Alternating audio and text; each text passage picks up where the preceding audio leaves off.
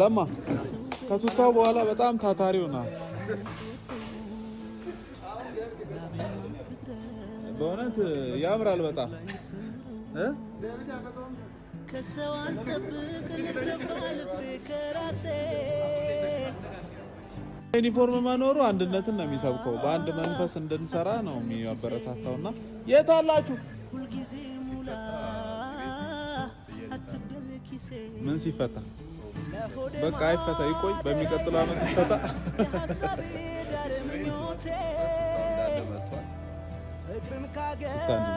እንዲመጣ በኋላ ጫማ ሴፍቲ ደግሞ በምናሳየው ኔክስት ይር ሳይሆን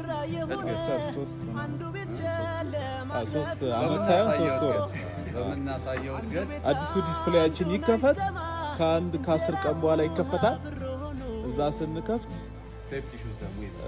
መራቂያ ያስፈልገንም ራሳችን ነን የምንመርቀው ስለዚህ ለተሻለ ነገር ሁሌም ዝግጁ መሆን አለብን በአንድ መንፈስ